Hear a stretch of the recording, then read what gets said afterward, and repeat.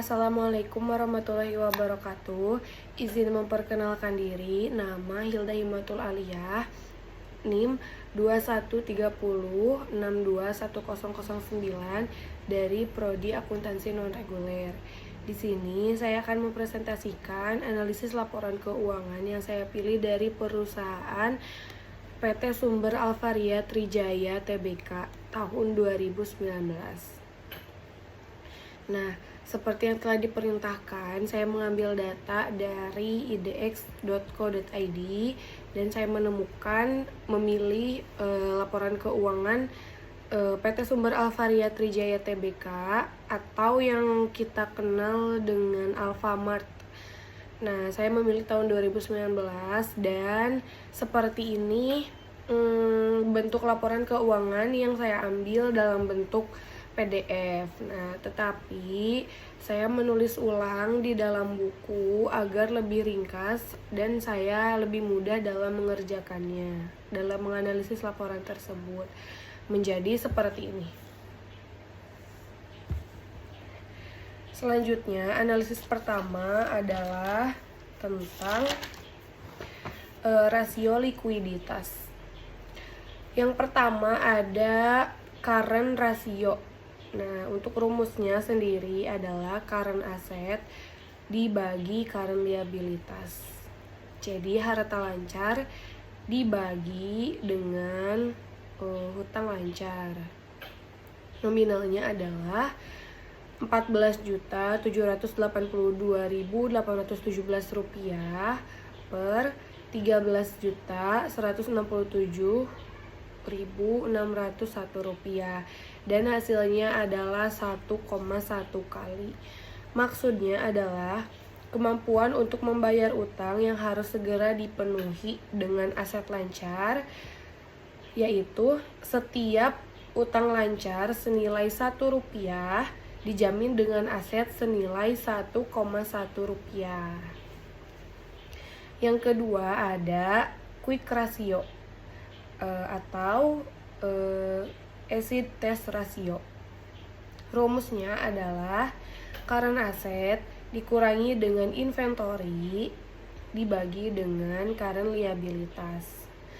Nominalnya adalah Rp14.782.817 dikurangi dengan Rp7.577.090 dibagi Rp13.167.601 menghasilkan 0,54 kali atau sama dengan 54%. Jadi, kemampuan untuk membayar utang yang harus segera dipenuhi dengan aset lancar yang lebih likuid itu setiap utang lancar senilai Rp1,1 dijamin oleh quick asset senilai 0,54 atau setara dengan 54%.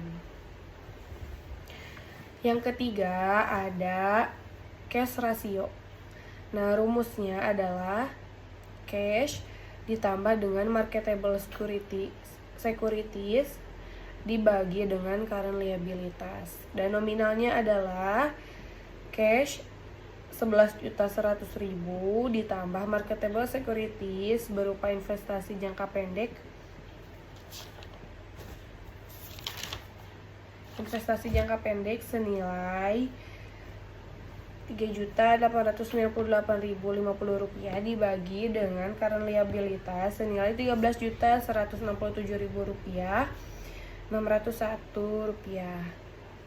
Nah, hasilnya menjadi Rp14.998.050 dibagi dengan Rp13.167.601 menjadi 1,1 kali. Maka maksudnya setiap utang lancar senilai Rp1 dijamin oleh kas dan investasi jangka pendek senilai Rp1,1.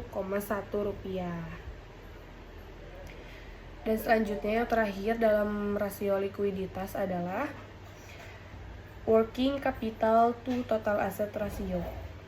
Nah, di sini rumusnya modal kerja dibagi dengan total aset. Nah, modal kerja sendiri rumusnya adalah current asset dikurangi current liabilitas. Nah, nominalnya adalah untuk current asset senilai Rp14.782.817 dikurangi dengan current liabilitas Rp13.167.601 dibagi dengan total aset senilai Rp23.992.301 menjadi hasilnya 0,06 banding 1. Jadi setara dengan 6,7%. Nah, menunjukkan proporsi modal kerja atas total aset perusahaan yaitu 6,7%. Selanjutnya yaitu ada yang kedua, rasio aktivitas aset. Nah, yang pertama dalam rasio aktivitas aset ada receivable turnover ratio atau disingkat dengan RTR. Nah, untuk rumusnya sendiri, penjualan dibagi dengan rata-rata piutang. Nah, rata-rata piutang sendiri dihitung dengan menjumlahkan piutang akhir tahun dengan piutang awal tahun lalu dibagi 2 dan didapat hasil 72.944.988 rupiah dibagi dengan 3.764.059 rupiah dan hasilnya menjadi 19,3 kali. Maksudnya adalah kemampuan dana yang tertanam dalam piutang berputar dalam satu periode tertentu. Nah, dalam satu tahun rata-rata dana yang tertanam dalam piutang berputar 19,3 kali. Jadi semakin banyak atau semakin tinggi nilai perputarannya itu semakin baik.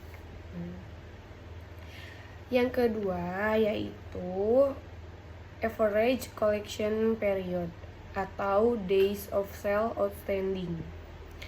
Nah, rumusnya sendiri itu 365 hari dibagi receivable turnover. Nah, receivable turnover ini didapat dari yang sebelumnya sudah kita hitung yang tadi 19,3. Jadi 365 hari dibagi 19,3 maka hasilnya 18,9 hari. Nah, maka rata-rata yang diperlukan untuk mengumpulkan piutang adalah setiap 18,9 hari atau 19 hari jika dibulatkan. Nah, makin kecil harinya akan semakin baik. Jadi artinya rasio perputaran mengumpulkan piutangnya itu semakin baik jika harinya semakin kecil. Yang ketiga, dalam rasio aktivitas aset ada inventory turnover ratio atau ITR. Nah, rumusnya sendiri HPP dibagi dengan rata-rata persediaan. Nah, rata-rata persediaan didapat dengan menjumlahkan persediaan akhir tahun dan awal tahun lalu dibagi 2 sehingga mendapatkan hasil senilai 58.403.354 rupiah dibagi dengan 7.399.267 rupiah menghasilkan 7,8 kali. Nah, maksudnya kemampuan dana yang tertanam dalam inventory berputar dalam satu periode tertentu atau likuiditas dari inventory dan tendensi untuk adanya overstock. Nah, dana yang tertanam dalam inventory berputar rata-rata 7,8 kali dalam tahunnya. Selanjutnya yang keempat ada days of inventory. Nah, days of inventory ini bisa dihitung dengan rumus 365 hari dibagi inventory turnover yang sebelumnya sudah kita hitung. Jadi hasilnya 365 hari dibagi dengan 7,8 hasilnya adalah 467 hari. Nah, periode menahan persediaan rata-rata atau rata-rata periode persediaan barang berada di gudang rata-rata selama 467 hari atau setara dengan 15 bulan. Selanjutnya ada payable turnover. Nah, untuk rumusnya sendiri, cost of goods sold dibagi dengan total akun payable. Nah, nominalnya adalah 58.403.354 rupiah dibagi dengan 13.167.601 rupiah, mendapatkan hasil 4,43 kali. Nah, hasil 4,43 kali ini menunjukkan berapa kali kemampuan perusahaan melunasi hutang-hutangnya dalam satu periode. Selanjutnya ada average payment period. Nah, untuk rumusnya 365 hari dibagi dengan payable turnover. Yang tadi kita dapat hasilnya 4,43 kali. Jadi 365 hari dibagi dengan 4,43 hasilnya 82,3 hari. Nah, 82,3 hari ini adalah periode rata-rata yang diperlukan perusahaan untuk membayar utangnya dalam satu periode. Nah, selanjutnya yang terakhir dalam rasio aktivitas aset ada total aset turnover. Nah, cara menghitungnya adalah net sale dibagi dengan total aset. Nominalnya adalah Rp72.944.988 dibagi dengan Rp23.992.313 menjadi 3,04 kali. Nah, maksudnya dana yang tertanam dalam keseluruhan aset rata-rata dalam satu tahun berputar 3,04 kali setiap rupiah aset selama setahun dapat menghasilkan 3,04 kali. Nah, lanjut ke yang ketiga yaitu rasio pengelolaan utang. Yang pertama dalam rasio pengelolaan utang itu dibagi menjadi dua. Yang pertama ada rasio leverage dan yang kedua ada solvency rasio. Nah, kita bahas yang pertama dulu. Yang rasio leverage itu di dalamnya ada 3 bagian. Yang pertama ada debt ratio. Nah, untuk menghitungnya dengan cara total debit dibagi dengan total aset atau total kewajiban dibagi dengan total aset. Nah, nominalnya adalah Rp17.108.006 dibagi dengan total aset senilai Rp23.942.313 menghasilkan nilai 71%. Nah, 71% tadi menunjukkan seberapa besar total aset yang dimiliki perusahaan yang didanai oleh krediturnya. Nah, semakin tinggi nilai debt ratio ini menunjukkan perusahaannya semakin beresiko. Nah, seperti itu. Nah, yang selanjutnya, yang kedua ada debt to equity ratio. Cara menghitungnya adalah total debt dibagi dengan total equity dengan nominal Rp17.108.006 dibagi dengan Rp6.884.307 menghasilkan nilai 2,48. Nah, maksudnya adalah bagian dari setiap rupiah modal sendiri yang dijadikan jaminan untuk seluruh utang adalah 2,48 rupiah. Nah, dari setiap modal rupiah menjadi jaminan utang. Nah, yang terakhir dalam bagian rasio leverage ini adalah long term debt to equity. Nah, untuk rumusnya adalah long term debt dibagi dengan total equity. Nilainya adalah Rp3.940.405 dibagi dengan Rp6.884.307 menghasilkan nilai 0,57 atau setara dengan 57%. Nah, maksudnya adalah bagian dari setiap modal rupiah, modal sendiri yang dijadikan jaminan untuk utang jangka panjang adalah senilai 0,57 rupiah. Dari setiap modal sendiri dijadikan jaminan utang jangka panjang. Nah, yang kedua, Dalam rasio pengelolaan utang ada solvency ratio. Solvency ratio dibagi menjadi 3 bagian. Yang pertama ada time interest earned ratio atau interest cover ratio. Nah, untuk rumusnya sendiri adalah EBIT atau earning before interest tax dibagi dengan interest expense dengan nilai Rp1.453.898 dibagi dengan Rp315.010 menghasilkan nilai 4,61 kali. Maksudnya adalah besarnya jaminan keuntungan untuk membayar bunga utang jangka panjang. Nah, setiap rupiah bunga utang dijamin oleh keuntungan senilai 4,61 rupiah. Yang kedua ada debt service coverage ratio. Untuk cara menghitungnya adalah net operating income dibagi dengan total debt service.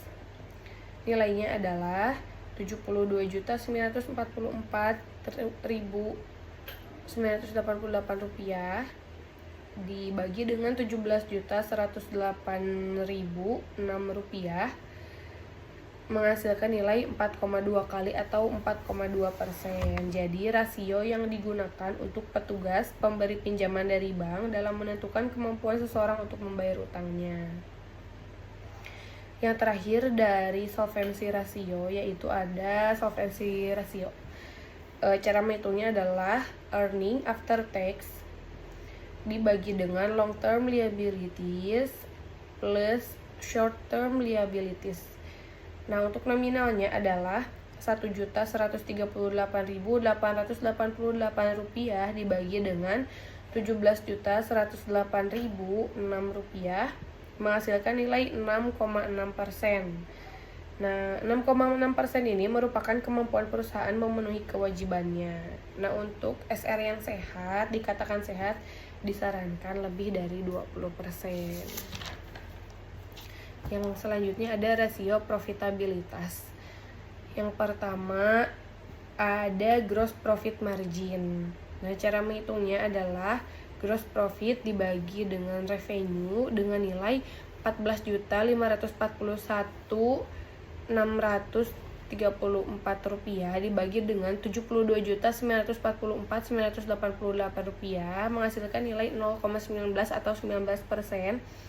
Maka setiap 1% penjualan akan memberikan laba kotor senilai 0,19%. Yang kedua ada profit margin atau net margin atau net profit margin. Cara menghitungnya adalah net profit margin dibagi dengan revenue.